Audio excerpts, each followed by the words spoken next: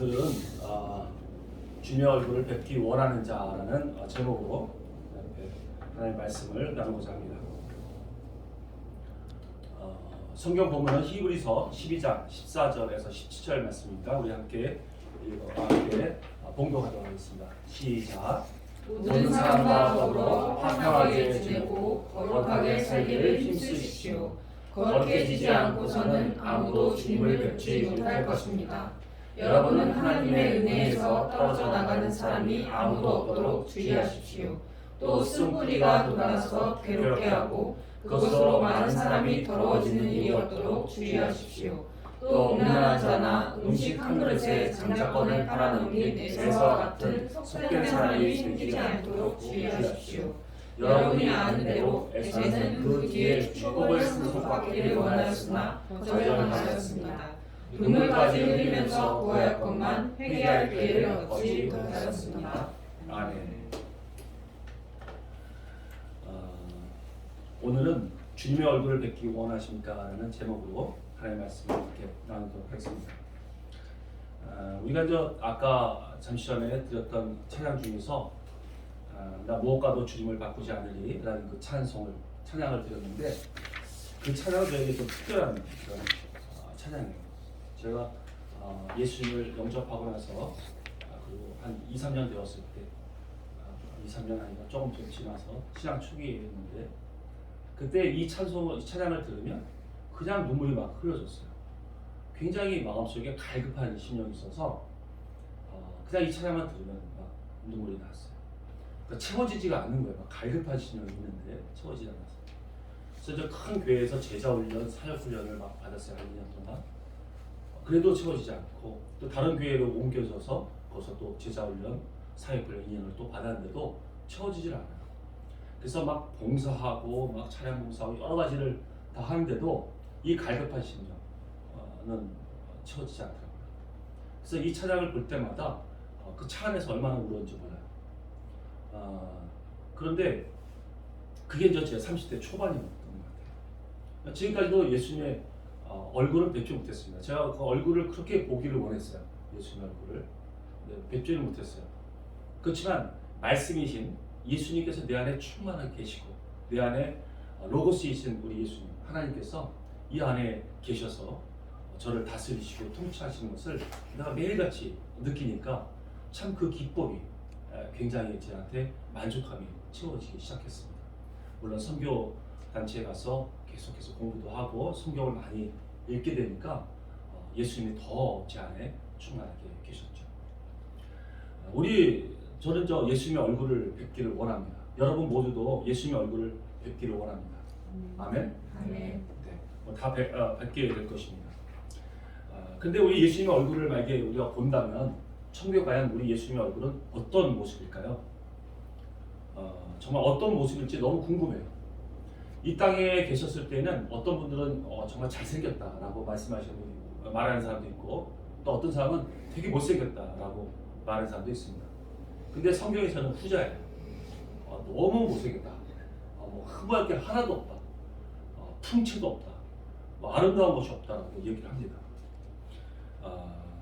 괜히 영화에서 보면은 잘생긴 남자를 써갖고, 그래서 그냥 남자로서 어떤 흠모하게 그렇게 영화를 만들죠. 실제는 그렇게 나오지 않았습니다. 그럼 성경을 한번 볼까요? 이사야서 53장 2절 말씀인데 한번 같이 읽어볼게요. 시작. 그는 주 앞에서 자라기를 연한 순 같고 마른 땅에 나와 뿌리 같아서 고운 모양도 없고 풍채도 없은즉 우리가 보기에 흠모할 만한 아름다운 것이 없도다. 아멘.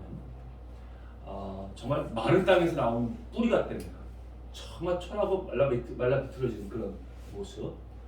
그리고 연한 순같이 남자인데도 그냥 똑 부러질 것 같은 그런 연한 사람. 그리고 풍채도 없었답니다. 풍채도 없고 그냥 남자인데도 매수했던 것 같아요. 고운 모양도 없고 또 흠모할 만한 것이 아름다운 것이 하나도 없었다는 것이죠. 정말 너무 초라한 모습으로 오셨던 것 같아요. 그렇지만 그분이 지금 천국에서 부활하신 그분 천국에 있는 그 모습은 아마 우리가 보는 그 모든 천하 만물 중에서 가장 위대하고 아름다운 모습일 것입니다. 예수님께서 가장 아름다운 모습일 거예요. 왜 그러냐면 그분은 가장 완전한 인간으로서 오셔서 가장 아름다운 하나님의 아들이 되셨기 때문에 그렇습니다. 그분이 이 땅에 오셨을 때에는 단순한 시였어요. 시의 모습이었습니다. 그렇기 때문에 이 시가 어떤 모습인지가 중요하진 않았어요. 이 시는 여러분도 아시지만 이 시는 원래 본 모습이 아닙니다. 예를 들어서 사과씨 조그만 거 하나를 봐도 그걸 반으로 쪼개면 그 안에는 하얗게 생기고 아무것도 없어요. 그렇죠? 근데 그 씨가 자라면 큰 나무가 되기도 하고 예쁜 꽃이 되기도 합니다. 그러니까 그 본래 모습은 그런 모습이죠. 그러나 이 씨의 모습은 너무 부족해 보이는 것이죠. 우리도 본래 부활되는 모습은 완전히 다를 것입니다. 지금도 상상하지 못한 그런 굉장히 멋진 모습이 될 것이에요. 그래서 성경에는 이렇게 얘기를 하고 있습니다. 고린도전서 15장 37절, 38절, 그리고 49절. 여기가 전체가 다 우리가 어떤 형상이 나올 것인지에서 말씀하시는데 요 세 구절만 길다 보니까 세 구절만 추렸어요. 한번 같이 읽어볼게요. 시작. 또 내가 뿌리는 것은 장래의 형체를 뿌리는 것이 아니요 다만 밀이나 다른 것의 알맹이 뿐이거든. 하나님이 그 뜻대로 그에게 형체를 주시되 각 종자에게 그 형체를 주시느니라. 우리가 흙에 속한 자의 형상을 입은 것 같이 또한 하늘에 속한 이의 형상을 입으리라. 아멘. 이 땅에서 본 우리 예수님의 모습은 정말 시와 같은 모습일 뿐입니다. 아무런 그렇게 아름다운 것이 없다고 했지만 그것은 단순히 시의 모습인 거예요. 이 시가 아무리 예쁘면 뭐합니까? 그렇죠? 본체 자체가 아름답지 않으면 아무 소용이 없겠죠. 정말 우리 하나님은 하늘에서 그 형상은 정말 우리가 상상할 수 없을 정도의 아름다운 모습인 것이 분명합니다. 그렇다면 우리는 어떤 모습이 될까요? 천국에 가서 정말 예쁜 모습, 아름다운 모습, 정말 멋진 모습이 되고 싶으십니까? 그렇다면 우리는 예수님을 닮는 수밖에 없습니다. 우리는 예수님을 닮을 때 가장 잘생긴 얼굴이 될 수 있는 거예요.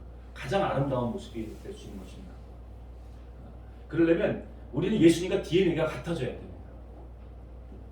바로 예수님의 인격과 성품을 닮아야 하는 것이죠. 이런 외모나 이런 껍데기가 아니라 그 속성이 닮아야 하는 것입니다. 껍데기가 중요한 것이 아니라 예수님의 그 DNA, 그 안에 있는 그 속성이 닮아야 하는 것이죠. 예수님과 예수님의 인격과 성품을 얼마만큼 닮느냐에 따라서 우리 천국의 모습은 결정날 것입니다. 우리 모두가 정말 천국에서는 예수님을 닮은 그런 아름다운 모습이 되기를 원합니다. 아멘. 그래서 잠깐 살고 가는 이 세상에서 미남 미녀가 아니라 하나님 영원한 나라에서 정말 영원토록 사는 그 나라에서 정말 멋진 모습으로 계속해서 살 수 있는 저와 여러분이 다 되시기를 바랍니다. 아무튼 그러한 예수님을 우리는 속히 뵙고 싶은 것입니다. 보고 싶은 거예요. 예수님을 얼굴을 보고 싶습니다. 그러기 위해서는 본문에서는 세 가지 삶을 살도록 권면하고 있습니다. 그것은 여기서 14절에서 말씀하시는 것처럼 화평하게 지내고 또 거룩한 삶이 되고 또 15절에서 말씀하시는 하나님의 은혜 가운데서 가라는 말씀인 것입니다.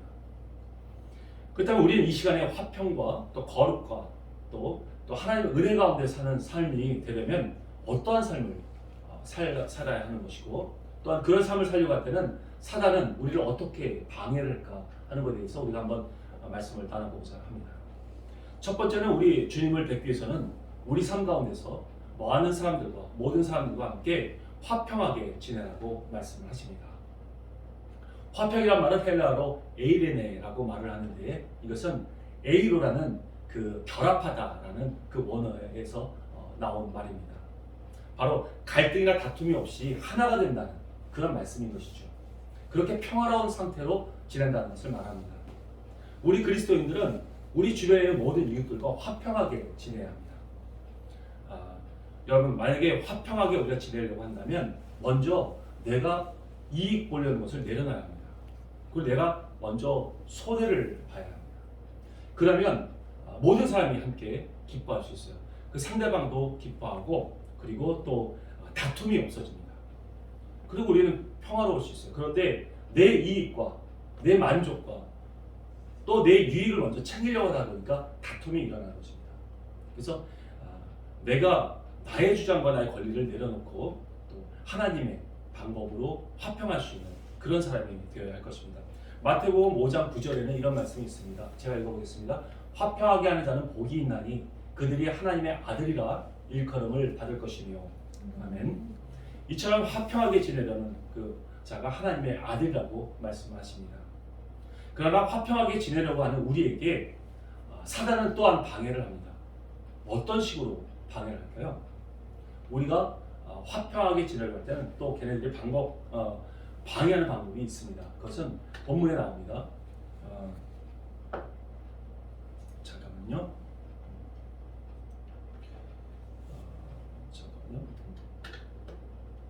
하나님의 아라고 말씀하는데 화평하게 지내려고 하는 것은 사단이 방해하는데 그것은 본문의 15절 하반절 말씀입니다.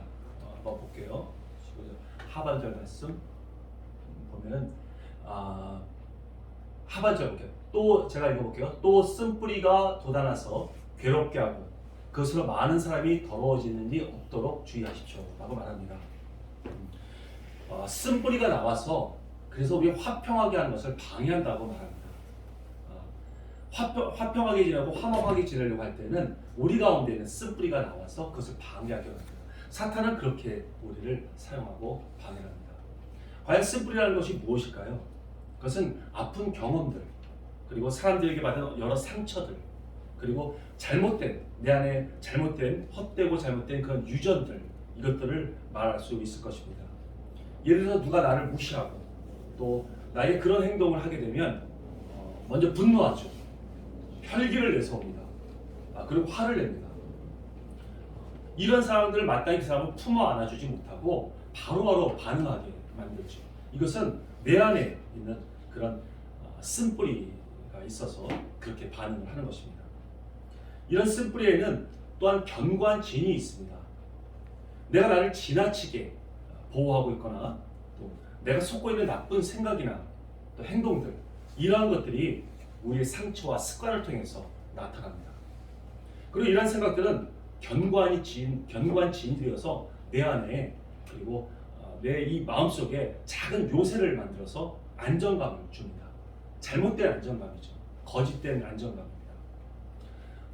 이것을 우리 하나님께서는 정확하게 아시고 우리에게 말씀하십니다.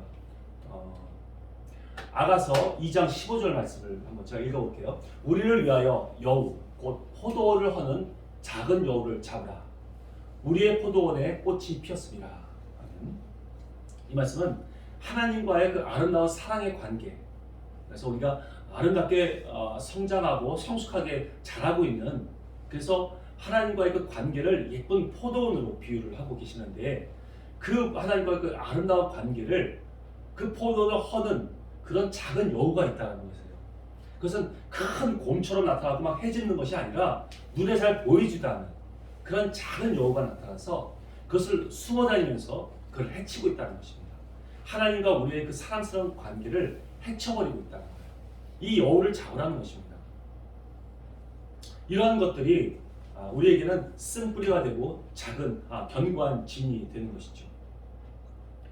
예를 들어서 이런 것들이 있을 수 있습니다. 만약에 하루 일과를 마치고 내가 집에 왔어요. 그런데 너무 힘들게 했으니까 내가 정말 맥주 한 잔 마시면서 TV를 이렇게 보는 것, 이것이 나에게는 위로가 됩니다. 그래서 이 정도 하는 건 난 괜찮아. 내가 너무 고생하고 그랬는데 이 정도는 좀 쉴 수 있잖아 라고 자기에게 안정감을 줘요. 그리고 계속 그걸 습관으로 먹게 됩니다. 그러다 보면 이제 소주를 먹게 되고, 그리고 이제 그건 알코올 중독으로 빠지게 되는 것이죠. 이러한 견고한 진과 또 쓴뿌리가 이런 습관들이 되어서 가정을 파괴합니다. 알코올 중독자가 되어서 가정을 파괴하게 되고 소중한 사람을 잃게 만들죠. 이런 것들이 뭐 TV 중독이나 게임 중독, 이런 것들로 나타날 수 있습니다. 자기를 위로하고 거짓되게 그 작은 요새를 만들어서 안정감을 취하게 만드는 일들인 것입니다.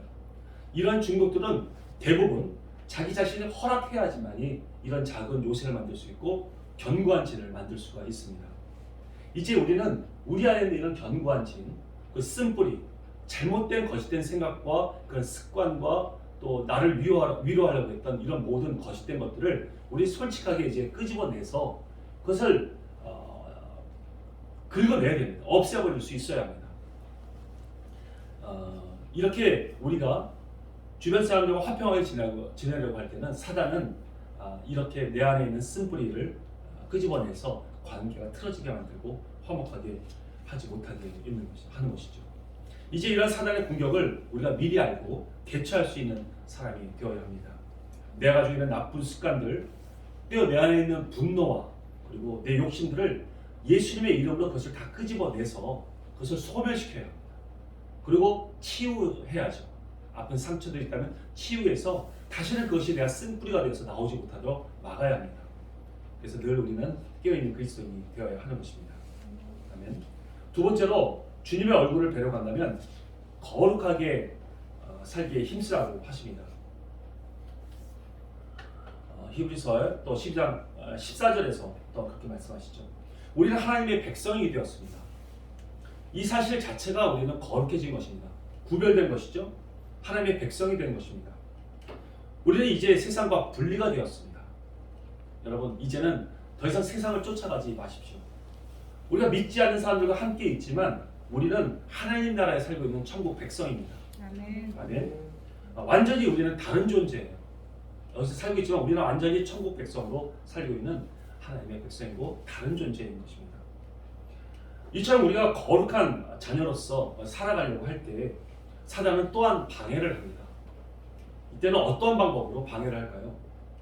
본문 16절에서 말씀하시는 것처럼 음란한 자, 그래서 음행을 하게 만듭니다. 거룩에 반대되는 것은 음란입니다. 간음입니다. 그래서 음행과 음란한 또 간음을 저지르게 만들죠. 이것이 거룩함과의 반대되는 말이기 때문에 그렇습니다. 곧 음행한다는 것은 세 가지로 우리가 분리해서 볼 수가 있습니다. 그래서 영적으로 가능한 것, 그리고 정신적으로 가능한 것, 그리고 육체적으로 가능한 것입니다. 이런 음행들을 우리가 나눠서 볼 수가 있습니다. 첫 번째 영적 음행은 하나님 외에 다른 우상을 섬기는 것을 말합니다. 그것을 추종하는 것을 말하죠. 사사기 2장 17절 말씀을 한번 같이 읽어봤으면 좋겠어요. 시작. 그들이 그 사사들에게도 순종하지 아니하고 오히려 다른 신들을 따라가 음행하며 그들에게 절하고 여호와의 명령을 순종하던 그들의 조상들이 행하던 길에서 속히 치우쳐 떠나서 그와 같이 행하지 아니하였더라. 이 본문 말씀은 그 당시 여호수아가 가나안 땅을 다 정복하고 그리고 여호수아가 늙어서 죽게 되었어요. 그러니까 여호수아를 알지 못하는 그런 이스라엘 백성들이 이제는 하나님을 버리고 떠나서 그 지방에 있던 그 우상들을 쫓아가는 그런 장면이었던 것입니다. 여러분, 지금도 우상이라는 것은 우리 주변에 참 많이 있습니다. 하나님보다 더 많이 사랑하고 또 바라고 또 그것을 섬기는 것이 바로 우상인 것이죠. 영적으로 가늠한 것을 말합니다. 여러분, 돈을 더 많이 사랑하십니까? 하나님보다 돈을 더 사랑하시나요? 그것이 바로 우상입니다. 또 내가 가지고 있는 명예, 또 내 사업체, 또 직장, 친구, 내 가정, 또 내 자녀들이 더 소중하고 또 그것을 더 사랑스럽게 느껴지고 그것을 먼저 원하고 있습니까? 그렇다면 그것은 어느새 내 마음속에 우상으로 자리를 잡고 있는 것입니다. 우리 나에게 속해 있는 모든 것들이 주님 안에 먼저 있음을 우리는 기억해야 할 것입니다. 우리가 주님을 선택하면 그 안에 이 사랑스러운 모든 것들이 다 들어있는데 우리가 하나님을 두 번째로 하고 이것들을 먼저 내가 소중히 여기고 취하려고 할 때는 이것을 다 잃어버리게 되고 하나님까지도 잃게 되는 상태가 되는 것입니다. 왜냐하면 이것은 간음이기 때문에 그렇습니다. 우상을 섬기는 것이기 때문에 그렇습니다. 우리는 이러한 우상들을 버리고 정말 영적으로 거룩한 자가 되어야 할 것입니다. 아멘. 두 번째로는 정신적인 음행이 있습니다. 그것은 마태복음 5장 28절입니다. 내가 읽어보겠습니다. 나는 너에게 이르노니 음욕을 품고 여자를 보는 자마다 마음에 이미 간음하였느니라. 아멘. 이것은 내 마음속에 더러운 상상을 하는 것입니다. 생각으로 간음하는 것이죠. 겉으로는 표시가 나지 않아도 또 증거도 없으니까 음란한 또한 영상을 보더라도 알지 못하는 거예요. 그러나 하나님은 알고 계시죠. 그것을 보고 계십니다. 그럼 그것을 죄라고 말씀을 하십니다. 눈에 보이진 않았어도 그는 이미 거룩함을 잃어버린 삶이 되는 것이죠. 이것이 정신적인 그 부분에서의 음행이고 또 간음인 것입니다. 또한 육체적인 음행이 있습니다. 이것은 실제적인 행동의 죄죠. 고린도전서 6장 18절 말씀입니다. 같이 읽어보겠습니다. 시작. 음행을 피하라. 사람이 범죄하는 자마다 몸을 밖에 있거니와 음행하는 자는 자기 몸에 죄를 범하느니라. 여러분, 이 결과는 정말 모든 것을 빼앗기고 맙니다. 결혼한 사람이 만약에 음행을 했다면 정말 사랑하는 가족들을 모두 잃게 되죠. 또한 배우자와 자녀들에게 깊은 상처를 줍니다. 그리고 주변 사람들에게도 부끄러움을 당하게 됩니다. 요즘은 사회가 삐뚤어져서 정말 간통죄를 폐지를 했어요. 그러나 우리는 천국 백성이기 때문에 이 세상 법을 쫓아가는 자가 아닙니다. 하나님의 법, 하나님의 나라의 그 법을 우리는 따라가야 할 사람들인 것이죠. 음행은 하나님과 멀어지게 만듭니다. 그래서 이것이 우리에게 진정한 고통인 것이에요. 하나님과 멀어진다는 것 자체가 너무나도 고통스러운 것이죠. 여러분, 결혼하기 전에 갖는 성적인 관계도 마찬가지입니다. 지금 이 시대에 잘못된 성문화를 가지고 있어서 결혼 전에 동거하는 그런 아주 안 좋은 것을 그냥 자연스럽게 생각하고 있습니다. 정말 이러한 행동들을 하나님께서는 문란한 성문화라고 분명히 말씀하십니다. 하나님께서 그걸 죄라고 말씀하세요. 근데 이 세상이 악하다 보니까 그것을 자연스럽게 하고 있죠. 성경에 보면 혼인을 하기로 했던 그 마리아와 요셉이 있는데 마리아가 임신을 했어요. 그러면 요셉은 의로운 자라고 말씀하셨어요. 그러면서 요셉은 가만히 그 사람은 그 마리아를 끊으려고 했습니다. 왜냐하면 결혼도 안 했는데 남의 애를 임신하고 온 것이잖아요. 옛날 같으면 그 당시에는 돌로 쳐서 죽였습니다. 그러나 요셉은 죽이지 않고 원래 그 임신시켰던 그 남자한테 조용히 보내려고 했던 것이죠. 참으로 착한 사람이었어요. 그러나 하나님께서 그렇지 않다고 말씀하시고 결혼을 하게 하셨죠. 성령으로 잉태한 자라고 말씀하셨죠. 우리가 이 거룩한 삶을 살려고 또 세상과 구별된 삶을 살려고 할 때는 우리에게 사단은 이 음란한 죄를 짓게 만들어서 정말 하나님의 얼굴을 뵙지 못하게 만듭니다. 그래서 우리는 늘 깨어 있어야 합니다. 그래서 사단이 어떻게 우리를 공격하는지 우리는 처음부터 그 모양을 잘라버려야 하는 것이죠. 세 번째로 주님의 얼굴을 뵈려고 할 때는 하나님의 은혜 안에 거하라고 말씀하십니다. 히브리서 또 15절 말씀입니다. 15절 말씀을 보면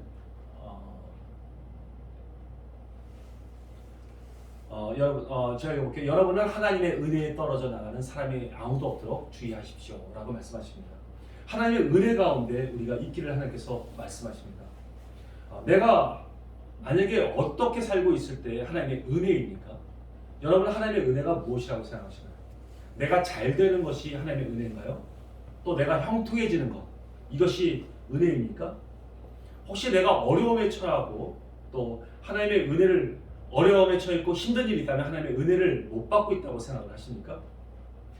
만약 내가 잘못된 길로 갔을 때 나를 질책하시고 어려움을 주심으로 해서 나에게 깨달음을 주시고 그리고 돌이켜서 돌아올 수 있게 하는 그런 것은 하나님의 은혜가 아닌가요?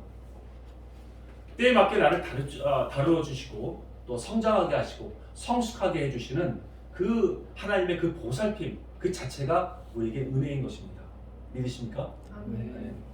이처럼 우리가 주님의 은혜 가운데에서 거하고 우리가 장성하게 잘 자라서 우리는 예수님을 뵐 수 있는 그런 사람이 되어야 할 것입니다. 그런데 우리가 이러한 또 은혜 가운데 살려고 할 때 사단은 또 방해를 하죠. 이번에는 어떤 방법으로 또 방해를 할까요? 그것은 본문에 있는 말씀처럼 성령의 돌보심을 무시하고 자기 멋대로 행동하게 하는 것입니다. 속된 삶을 살게 하는 것이죠. 세상을 따라가는 삶을 살게 만들고 있습니다. 하나님을 경외하지 않는 사람들은 대부분 어려움이 오면 세상적인 방법으로 그것을 해결하려고 합니다. 그저 본능에 끌려가는 삶을 살려고 하죠. 바로 에서가 그러했습니다. 본문의 말씀처럼 에서가 그랬습니다. 그는 사냥을 갔다 왔는데 배가 너무 고팠어요. 그런데 동생인 야곱은 그 형이 가지고 있는 그 장자권이 그렇게 부러웠습니다. 야곱은 영적인 사람이었습니다. 한번 생각해 보세요. 에서가 나올 때 그 뒷다리를 잡고 나왔습니다. 야곱은. 그러니 뭐 1초 상관이나 됐겠습니까? 바로 나왔겠죠. 그런데도 그 소중한 장자권을 뺏겼어요. 에서한테. 그러니까 그 장자권을 갖고 싶은 그 영적인 갈급함이 그에게 있었습니다. 근데 에서는 그런 게 관심이 없었어요. 육적인 사람이었습니다. 영적인 사람이 아니었어요. 그래서 그에게는 장자권이 그렇게 소중하게 여겨지지 않았습니다. 그래서 그는 팥죽 한 그릇에 자기의 장자권을 그냥 줘버렸습니다. 그는 눈에 보이는 현실에 따라 그냥 산 것이에요. 영적인 소중함을 알지 못하고 단순히 본능적인 생각 없이 결정하는 그런 행동을 했던 것이죠. 그러나 우리는 영적인 사람입니다. 지금도 눈에는 보이지 않지만 우리는 하늘 백성이고 또 하나님 아버지의 유업을 이을 자들입니다. 그 기업을 물려받을 자들입니다. 그런데 세상의 그 하찮은 것에 이런 소중한 것을 바꿔버리시나요? 사단은 지금도 우리가 처해진 그 환경 가운데서 마음을 빼앗기고 영적으로 소중한 것을 빼앗으려고 합니다. 100년도 안 되는 이 짧은 생애를 살면서 정말 영원히 우리가 누려야 할 것들을 이 하찮은 것에 의해서 바꿔치기 하려고 하는 것이 사단의 그런 계략들인 것이죠. 17절 말씀을 한번 같이 읽어봤으면 좋겠어요. 한번 읽어볼게요. 시작. 여러분이 아는 대로 에서는 그 뒤에 축복을 상속받기를 원하였으나 거절당하였습니다. 눈물까지 흘리면서 구하였건만 회개할 기회를 얻지 못하였습니다. 아멘. 여러분, 다행히 지금은 우리 하나님이 우리 아버지가 되시기 때문에 기다려 주십니다. 끝까지 기다려 주십니다. 그래도 계속해서 세상의 하찮은 것 때문에 끌려다니면서 믿음의 삶을 살지 못한다면 우리는 온전히 성장하지 못할 것입니다. 마치 도박의 습관을 가진 사람이 바로 그것을 잘라버리고 끊어버려야 되는데 그것에 긴급함을 알지 못하고 계속 그냥 미루고 있다가 나중에 완전히 패망하는 것처럼 말이죠. 우리가 세상적인 잘못된 습관들, 이것들을 즉시로 끊어버리지 않는다면 우리는 아주 힘든 고난의 삶을 살게 될 것입니다. 또한 어쩌면 이것을 극복하지 못한다면 우리는 예수님의 얼굴을 뵙지 못할 수도 있을 것입니다. 왜냐하면 행함이 없는 믿음은 죽은 믿음이라고 하셨습니다. 우리에게 이것이 좋고 반드시 좋은 것이다. 우리 영적으로 우리는 반드시 극복해야 된다는 것을 알면서도 행하지 않는다면 그것은 이 하나님의 말씀처럼 정말 죽은 믿음이 될 수 있기 때문에 그렇습니다.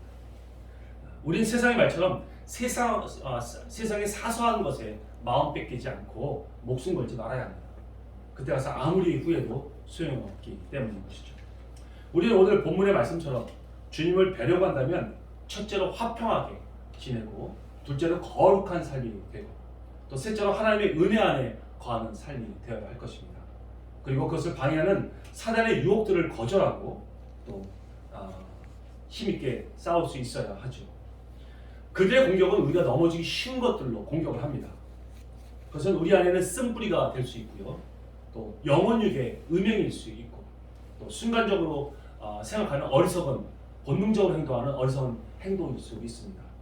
그러나 결국 우리는 이런 사단의 방해들을 다 거절하고 승리해서 우리 예수님의 얼굴을 뵙기를 우리 예수님께서는 간절히 기대하고 계십니다. 믿으십니까? 아멘. 그러기 위해서 우리가 매 순간 깨어 있어서 모든 것을 영적으로 바라볼 수 있는 영적인 사람이 되시기를 바랍니다. 그럼 우리는 사단의 공격을 알 수가 있습니다. 내 안에 쓴뿌리가 무엇인지 또 나에게 음란한 유혹들이 언제 들어오고 있는지 또 우리는 세상적으로 생각하고 판단하면 어리석은 결정을 할 수 있는 그런 나약한 자라는 것을 꼭 기억해서 우리는 언제나 화평과 또 거룩함과 또 주님 안에 있는 우리가 되어야 할 것입니다. 그래서 우리가 모두가 영광스러운 주님의 얼굴을 뵙는 저와 여러분이 다 되시기를 예수님의 이름으로 축원드립니다. 아멘. 아멘. 기도하겠습니다. 하나님 감사합니다. 저희들 하나님의 은혜 가운데서 하나님께서 말씀하시는 화평과 거룩과 하나님의 은혜를 가지고 살 수 있는 그런 삶이 되도록 우리가 말씀을 들었습니다. 하나님, 우리 삶 가운데 하나님께서 이러한 삶이 되도록 또한 이러한 삶을 방해하는 그 사단의 공격들을 미리 알고 우리가 늘 깨어서 하나님의 그 기쁨이 되고 또 하나님의 예수 그리스도의 장성한 분량을 자라서 예수님의 얼굴을 뵙는 우리 모두가 되게 하여 주옵소서. 예수님의 이름으로 기도드립니다. 아멘. 성금 하나님께 올려드리겠습니다.